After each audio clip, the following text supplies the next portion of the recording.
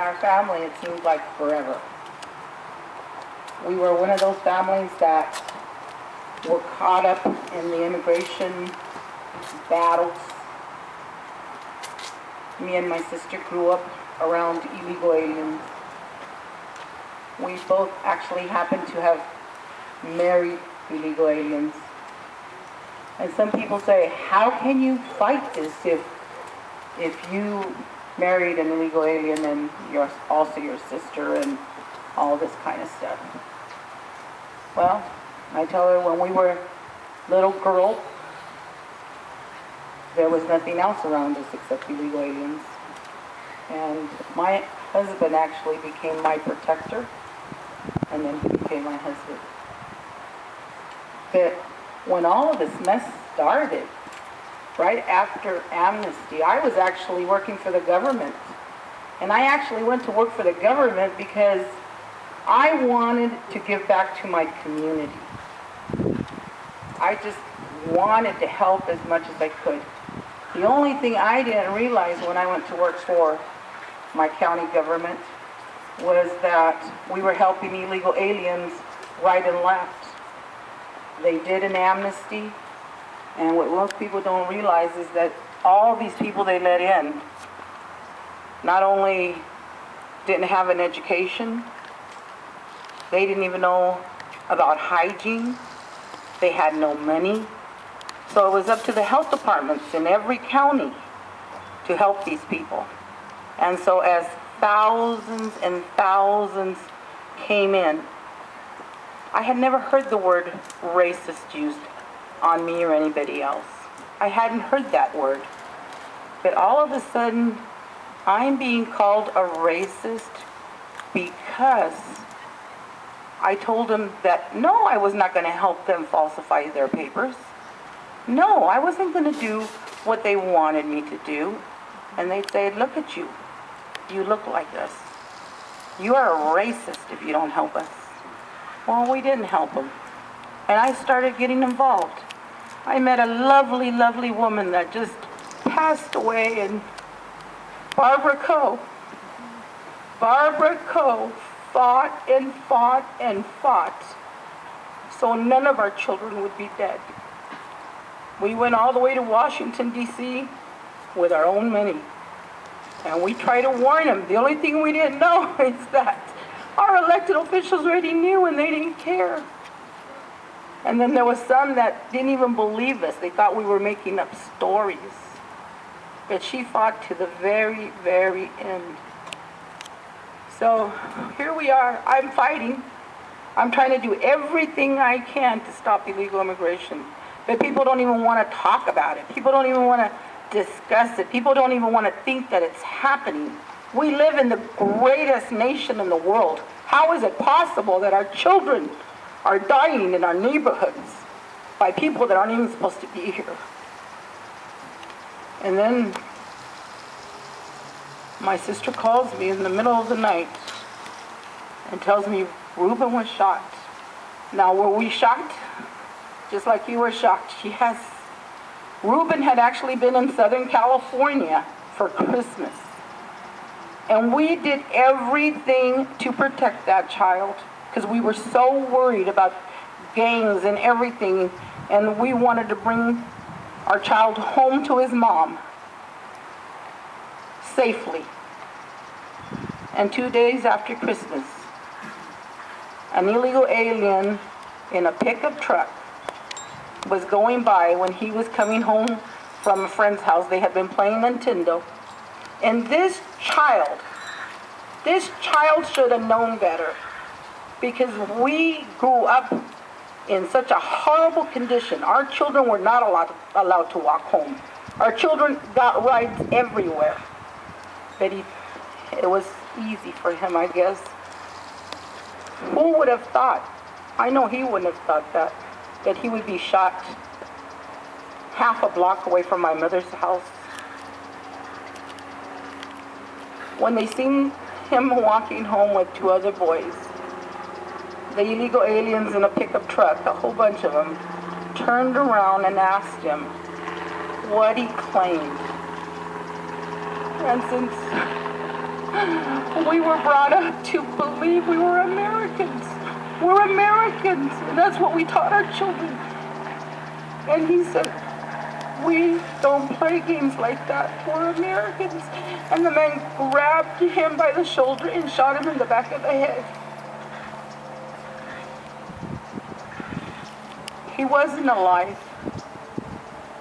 But because of our laws, they have to do brain tests, I think. Throughout the night, they did brain tests, and finally in the morning, my sister said that they could turn off the machine, and he passed away. The man that shot him was an illegal alien, like I said, but their community was so outraged by what this man had did that they turned him in right away. But by that time, he had gone to Texas, and in Texas he murdered a few more people, and then he took off to Mexico. And my sister grieved. My sister grieved and grieved. And I'm sorry for Mr. Shaw, and Brenda, and Dawn, and everybody else that has lost their baby. I am so sorry.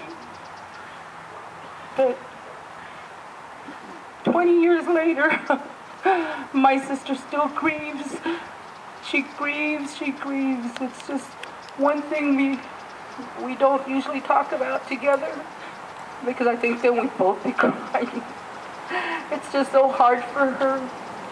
And then my sister actually started a group called Mothers Against Gang Violence, because what we found was that all of a sudden there was a wave of killings.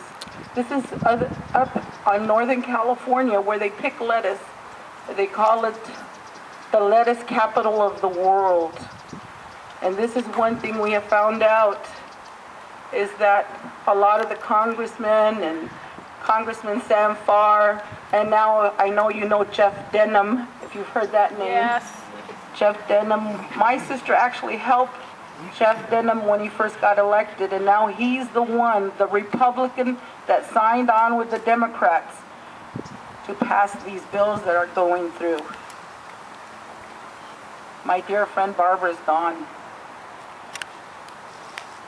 And I honestly think that God put me in her path to help her with this issue. She's gone, but a few days after she left, I heard her voice distinctively. It was the day Brown signed that bill to give driver's licenses to illegal aliens. And I'm talking to God. I'm saying, Lord, help us here. Help us. We are in deep trouble. First, the Democrats went to the dark side. Now the Republicans are going to the dark side. Who do we, as a people, as Americans, who do we have to stand for us? And clear as a bell, I heard my friend Barbara saying, it's going to be okay, kid. And I did a double take and I said, it's going to be okay? Wow. And she said, yes. So I do think we have a big fight in front of us. I'm sorry our children are dead, like Dawn said. Oh gosh, I wish I hadn't met any of you. I wish your babies were with you. Oh my goodness. But God is good, and I know we will see Him. It's just too bad that they are the sacrifices of war, and we are in a war. Our country has been invaded, and our elected officials have been paid off. So we have to do everything we can as Americans to get these fools unelected. Find good people. Find good people, even in the little rinky-dink boards. Because look at this. A few men in power have Los Angeles in a grip of corruption. And a little bit more men have California in a grip of corruption. Who could have thought this would have happened to California? I've been asked over and over to leave. I could leave. Me and my family are in a lot of danger sometimes. But I'm not going nowhere. This is my home. This is my children's home. And we're going to fight. We're going to continue to fight. And I just thank you all for being here. Please, please just keep calling. Right now, they're so close to selling us out. Call, call, call. Use Numbers USA. You can send free faxes. Free faxes. Do anything you can. So no more parents will grieve like these parents are grieving. Thank you.